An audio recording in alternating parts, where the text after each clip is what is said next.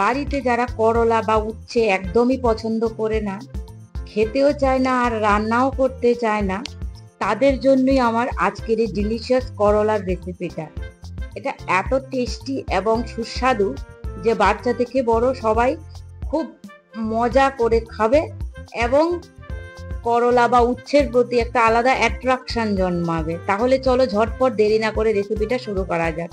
তার জন্য আমি কিছু করলা এভাবে রিং করে কেটে নিয়েছি গোল সাইজের। তাতে দেব কিছুটা হলুদ আর 2 চামচ মতো আমি একটু নুন দেব। নুনটা একটু বেশি করে দিয়ে এগুলোকে না 10-12 মিনিটের মতো একটু মেখে রেখে দিতে হবে নুন দিয়ে। তাহলে করলাটা জল ছাড়বে এবং তাতে ওটার তেতো ভাবটা প্রায় 80% বেরিয়ে যাবে এইভাবে।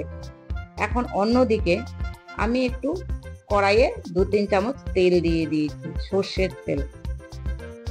এবং তাতে কি করবো, একটা মশলা বানাবো। তার জন্য তাতে দেব ছোলার ডাল 2 চামচ মতো, তারপর কিছুটা আদা কুচি, 3-4টে পিস রসুনের কোয়া, আর দেব কিছুটা নারকেল এবং 2টো কাঁচা লঙ্কা দিয়ে এটা একটা ফ্রাই করে নেব।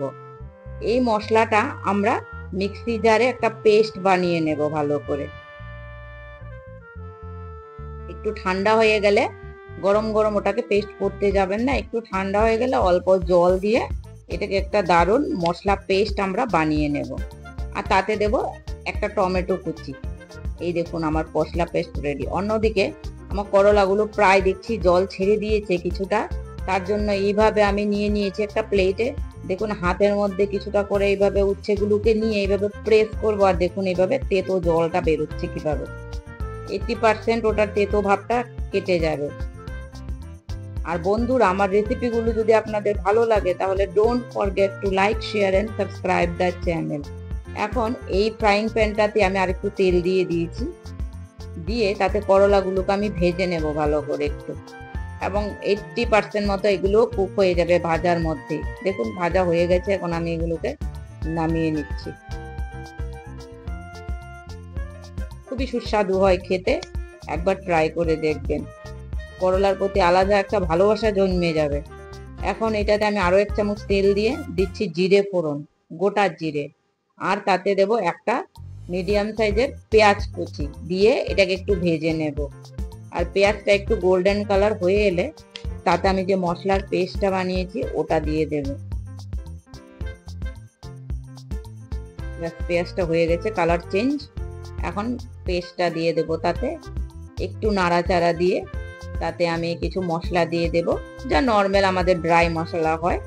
জিরে গুঁড়ো, ধনে গুঁড়ো, লঙ্কা গুঁড়ো, আর লাস্টে একটু নুন দিয়ে একটু ভালো করে মশলাটার সঙ্গে একটু কষিয়ে নেব। দেওয়ার পরে এটাতে জল দিয়ে দেব। জল দিয়ে মশলাটাকে ভালো করে কুক করব ঝোলটার সঙ্গে। একটু ফুটা উঠে গেলে আমি তাতে করলাগুলো দিয়ে 2-3 মিনিট এটাকে ঢেকে কুক করার জন্য রেখে দেব। আর এইভাবে করলা রান্না করলে খুবই সুস্বাদু লাগে এবং সবাই খাবে, ওয়েস্ট হবে না করলা। আমার ঘরে তো এটা রান্না করার পর থেকে করলার প্রতি আলাদা একটা ইমপ্রেশন চলে এসছে করলার প্রতি, যে করলা এখন খাওয়া যাবে, খুবই টেস্টি হচ্ছে। এবং বারবার বলছে করলা ঘরে আনা হলেই বলছে এইভাবেই যেন রান্না করা হয়, এইভাবে। এখন দেখুন একটু ফুটে উঠলে ঝোলটা, আমি তাতে ভাজা করলাগুলো মিক্স করে দিচ্ছি।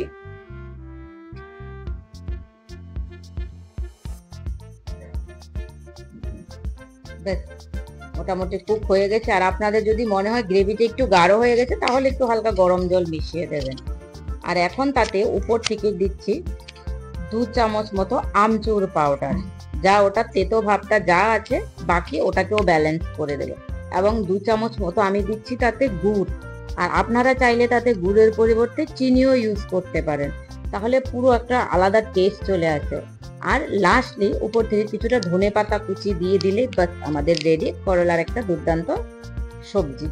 তাহলে eat healthy, stay healthy, take care and bye bye. আর দেখা হচ্ছে একটা নতুন রেসিপি নিয়ে। ভালো থাকবেন, সুস্থ থাকবেন।